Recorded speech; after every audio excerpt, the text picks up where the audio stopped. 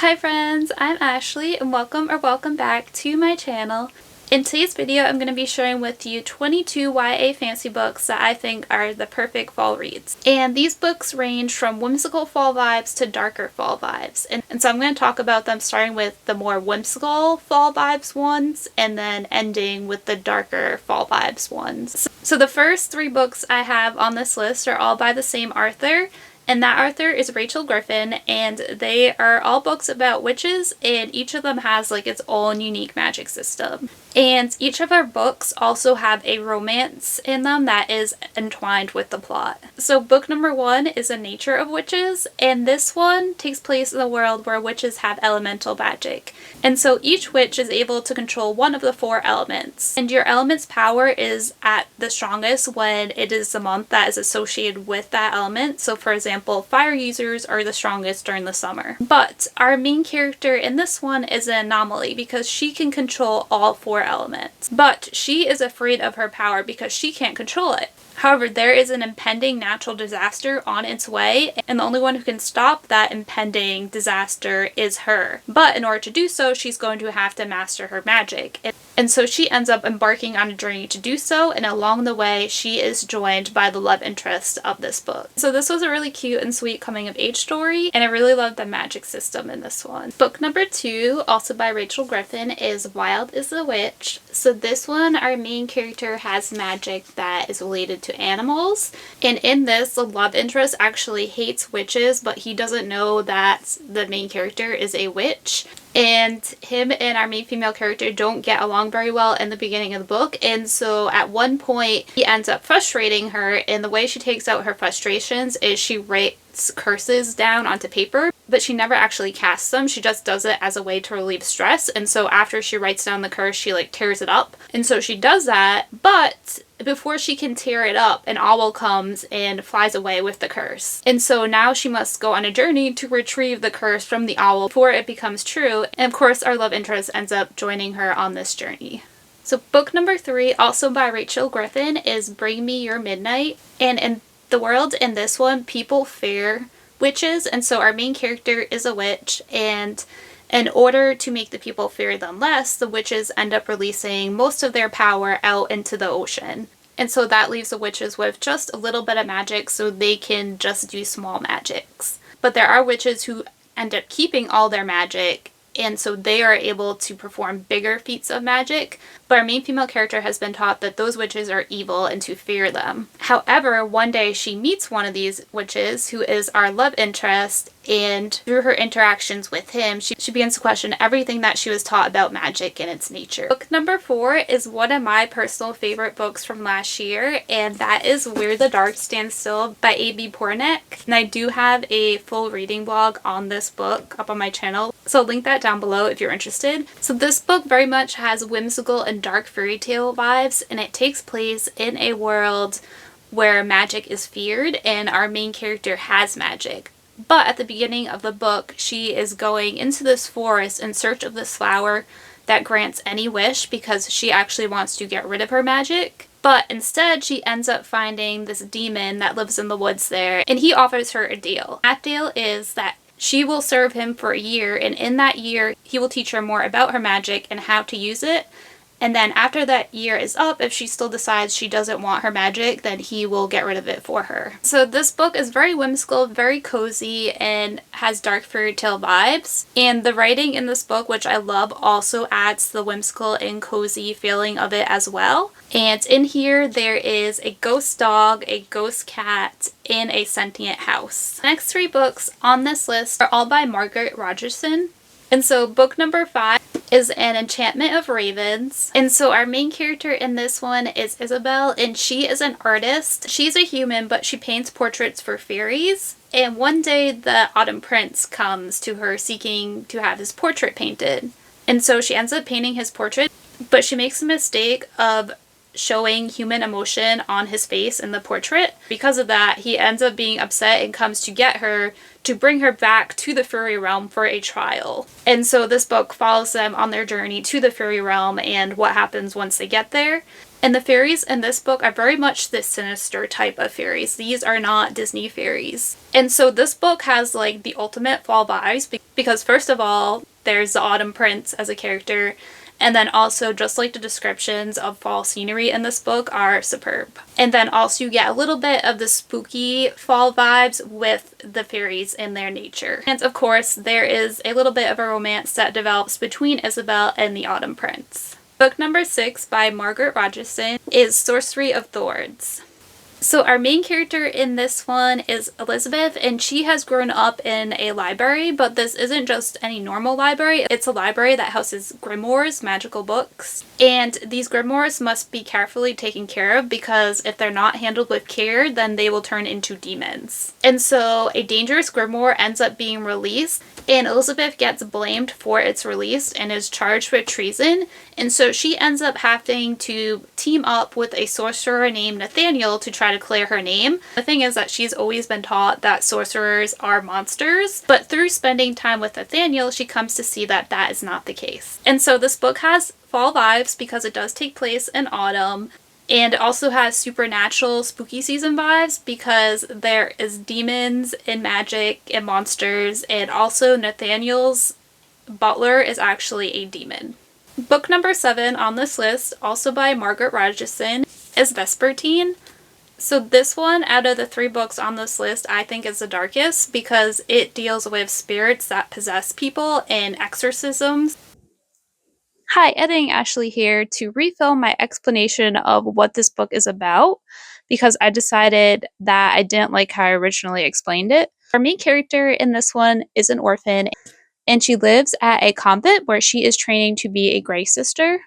And a Grey Sister is a nun who purifies the bodies of the deceased so that their souls can pass on and so that they don't turn into evil spirits.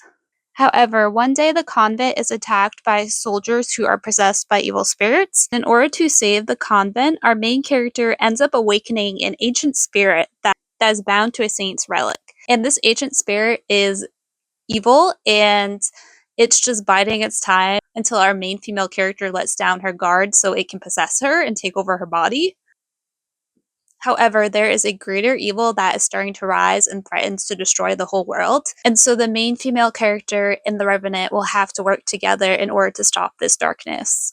And then I just want to mention that the first 7 books on this list are all standalones. Well, except maybe for Sorcery of Thorns because it does have a novella as well. Book number 8 is one that a lot of people have probably heard of because it's pretty popular, but it felt like a crime not to include it on this list. So it is Belladonna by Adalyn Grace.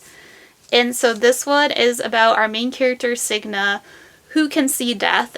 And so her and Death end up working together in this book to uncover who killed Signa's aunt and also to figure out who is poisoning her cousin.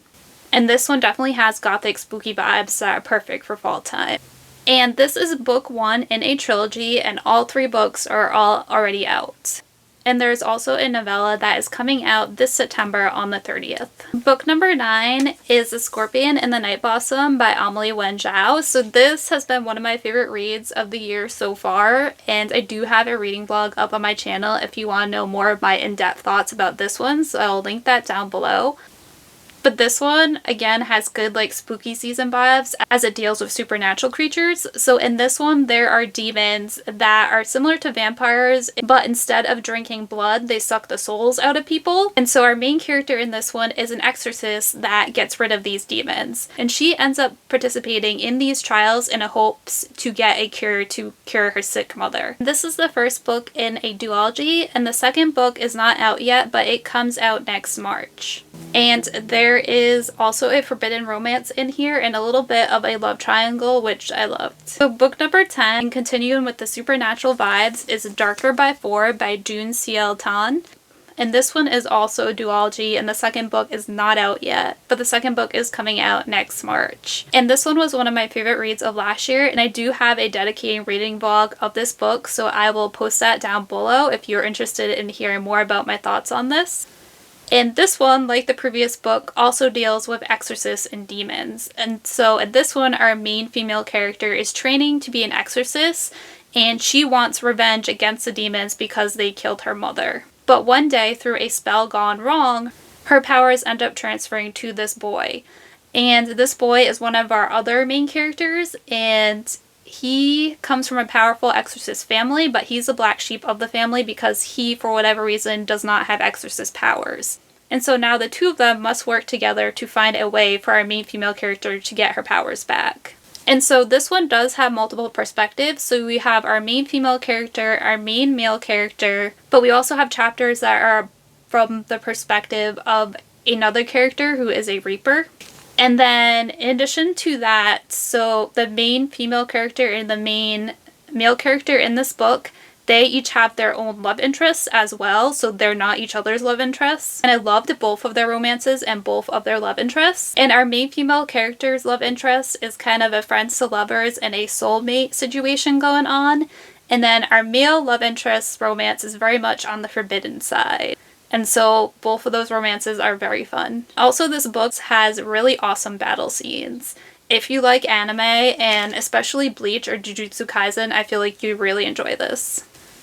So book number 11, and continuing with the supernatural theme, is my favorite book of last year, and that is The Temptation of Magic by Megan Scott. And this is the first book in a trilogy. Only the first book is out so far, but the second book is supposed to be coming out sometime next year. And so this book has supernatural creatures in it, and at the top of the food chain is the supernatural creatures known as Imperials. And they're not exactly vampires, but they give vampire vibes.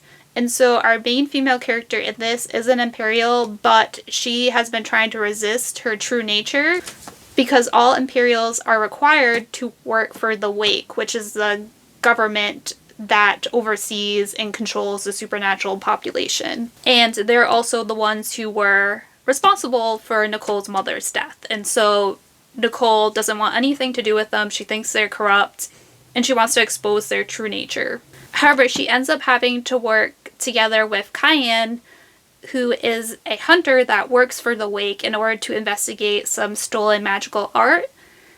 And so while working with them, she has to keep her true nature a secret because if he finds out, she will be in so much trouble, and it'll also put her family at risk too as well because she has a brother who is also an Imperial in hiding. And so this one very much gave me Twilight vibes, so if you are a fan of the Twilight books, I would definitely recommend this. And the romance in here is very angsty and very tension-filled, and it has very much enemies to lovers vibes going on. And this book also has multiple perspectives, so we do get chapter perspectives from our main female character and our main male love interest. And I also have a reading blog on this book up on my channel as well if you want to know more of my in-depth thoughts about it, so I will link that down below. Book number 12 is Library of Shadows by Rachel Moore. This one I read last year and I loved it. The fall vibes in this one are top tier, and this one features ghosts and a haunted school. Also, this book is a standalone. And so our main character in this one, she ends up enrolling in this school in order to feel closer to her dead father because he used to go to this school. But then she ends up being framed for stealing a book, and so now she must get the book back to clear her name. The person that actually took the book is our love interest in the story.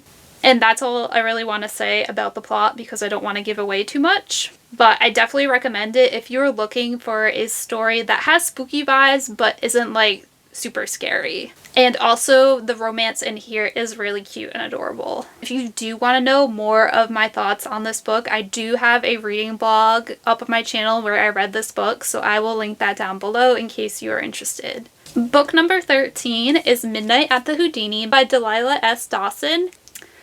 And this one is a standalone, and I actually just read this one very recently. And so this one follows our main female character who ends up becoming trapped in this hotel called the Houdini, and she must find her way out of the hotel before midnight or she'll be stuck there forever. And so this one very much has whimsical and magical vibes with an undertone of darkness to it. This hotel is very whimsical as it's a magic hotel, and so it has things such as white rabbits that will guide you places, a shape-shifting, ferocious pink poodle, and an oven in the kitchen that leads to a dollhouse in a toy store that is in the hotel. And also this hotel is sorta alive as well. And this hotel acts very much like a mischievous child, where sometimes it will cheer you up and give you exactly what you want. And at other times, it will just lead you in circles until you do what it wants you to do. And so in this book, you get chapter perspectives from our main female character, but you also get chapter perspectives from the love interest, Max, and also from some other characters as well. And so in that way, the structure of the book, the way it's set up, reminded me a little bit of the Night Circus. And speaking of the romance in here is super cute and sweet. And this one also very much gave me Caraval vibes as well, in the way that it's just like twisty and turny and you don't really know what's going on and you don't really know who you can trust. And so if you are a fan of Caraval by Stephanie Garber, I would definitely recommend checking this one out. Book number 14 is 11 Houses by Colleen Oates, and I recently read this one this past summer and I really enjoyed it. It takes place on this island in Nova Scotia where 11 families live. The island is kind of cut off from the rest of the world and no one really new comes to the island unless you're marrying into one of the 11 houses. And this island is kind of magical and kind of alive, and any outsiders who come to this island, upon arriving, they immediately feel compelled to leave. And so every 10 years there's this big storm on the island, but it's not just any storm, because along with rain and wind comes the dead who rise from the sea. So the island kind of acts as a bridge between the land of the living and the dead. And the dead's goal is to make it across the island to the bridge that leads to the mainland. And it's the jobs of the 11 families that live on the island to stop the dead from crossing the bridge. And so they guide the dead, so the dead have to go by each of the family's properties, and the families do their best to stall the dead, because once the dawn comes, the dead will go back to the sea. So the families just have to hold out until dawn. And so the story follows our main female character who has lived on the island all her life. But at the start of the story, a newcomer, a boy her age, ends up coming to the island, which is very unusual and almost unheard of. This newcomer is actually a member of the Cabot family, which is one of the families that have lived on the island for generations, and he ends up coming to live on the island after his mother passes away. And him and the main female character end up feeling an immediate connection to each other. And along with his arrival on the island, weird things start happening, and the town is preparing for a storm that is probably coming soon, because it has been about 10 years since the last storm, and it seems like this might not be just any normal storm. Like this might be the deadliest storm yet, but the adults and the people in charge are kind of in denial about the storm being any different from any of the other storms. And so our main female character and the love interest end up investigating and trying to figure out what secrets the adults are keeping from them. And so this book is definitely spooky and will definitely keep you on your toes, especially once the storm finally happens. It's like nonstop action after nonstop action all the way to the end of the book. In addition to the spooky vibes, the story also has a really cute romance. Yeah. Book number 15 is Curious Tides. This is the first book in a trilogy, and only the first 2 books are out so far. The third book isn't out yet. And so this one has dark academia vibes, moon magic, and some horror vibes as well. And so this one follows a teen mage who must unravel the truth behind a secret society that may have been involved in her classmate's death. Book number 16 is The Diviners by Libba Bray. So this is a trilogy that is completed, and I feel like spooky season, fall season is the perfect time to read this trilogy, because it deals with the supernatural and people who have supernatural abilities and them fighting against essentially the devil. So to give you an idea of what this is about, I am going to read the inside plot of this one. So it says, "Do you believe there are ghosts and demons and diviners among us? Evie O'Neill has been exiled from her boring old hometown and shipped off to the bustling streets of New York City, and she is positively ecstatic. It's 1926, and New York is filled with speakeasies, Ziegfeld girls, and rakish pickpockets. The only catch is that she has to live with her Uncle Will and his unhealthy obsession with the occult. Evie worries he'll discover her darkest secret, a supernatural power that has only brought her trouble so far. But when the police find a murdered girl branded with a cryptic symbol and Will is called to the scene, Evie realizes her gift could help catch a serial killer.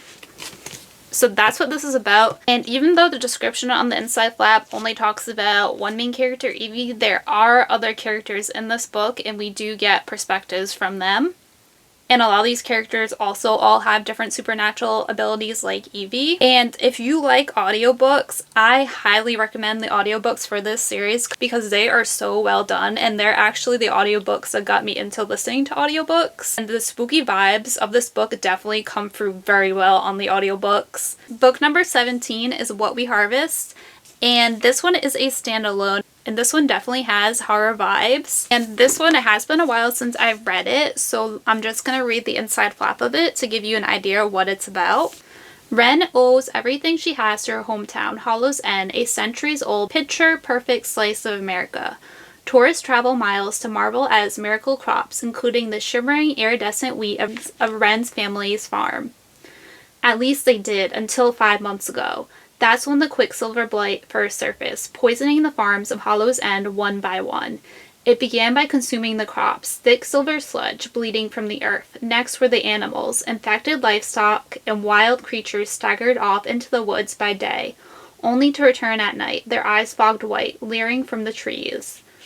Then the blight came for the neighbors. Wren is among the last locals standing, and the blight has finally come for her too. Now the only one she can turn to is her ex, Derek, the last person she wants to call.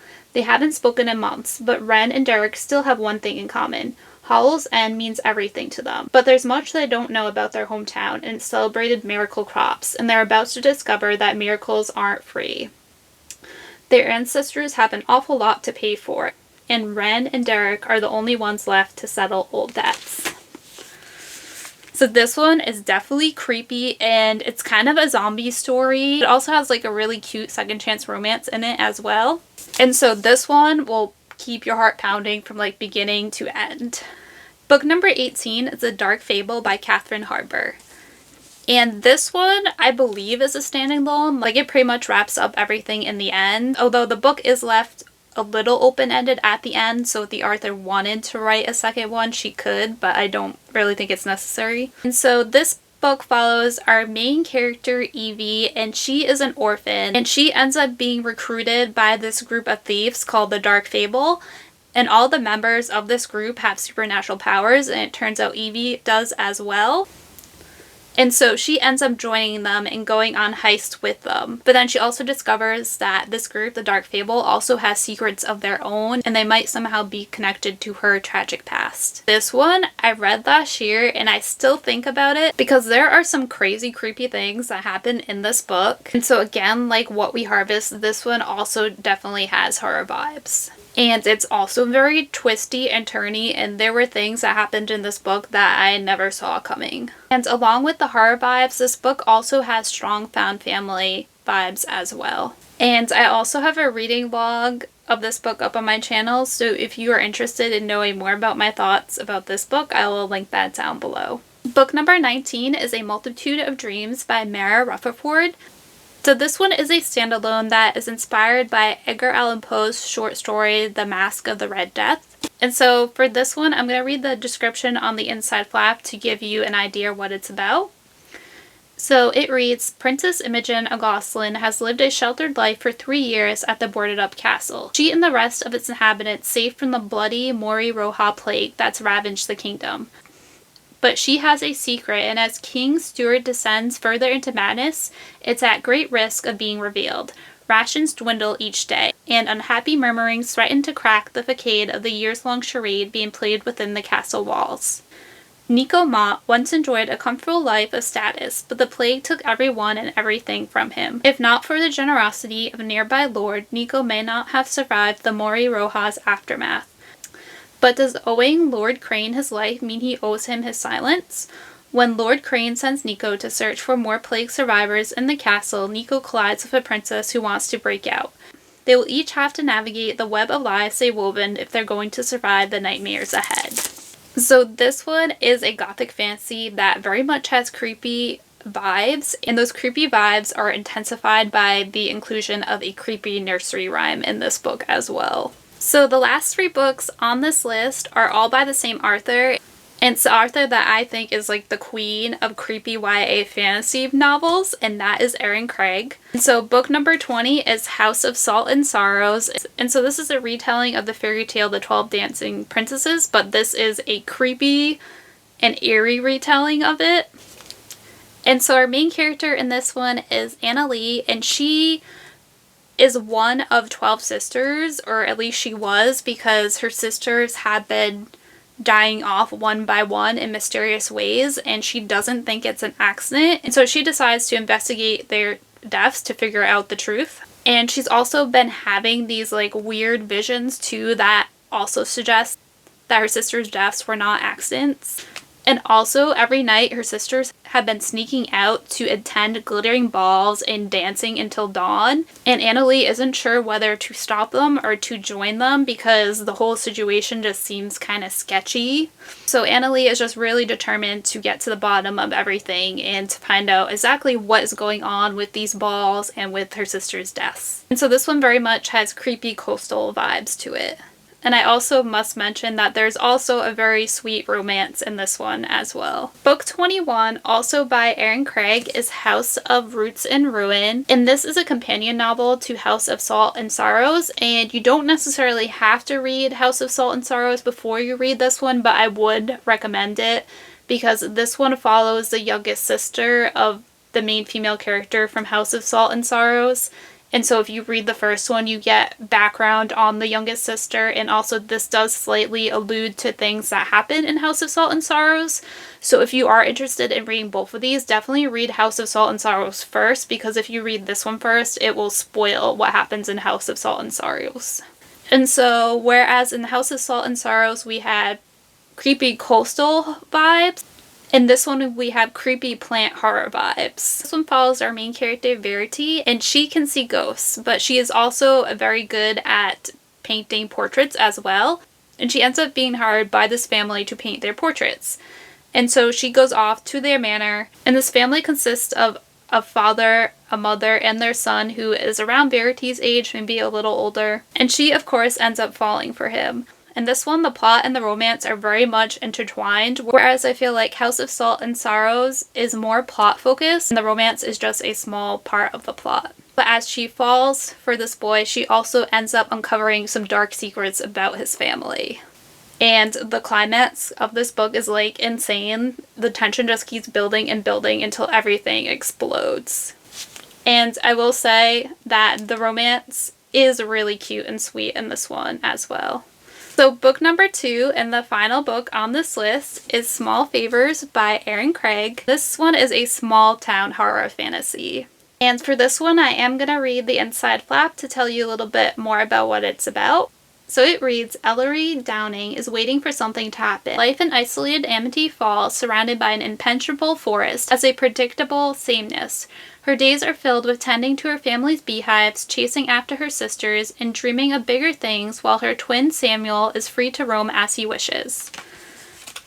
Early settlers fought off monstrous creatures in the woods, and whispers that the creatures still exist keep the Downings and their neighbors from venturing too far.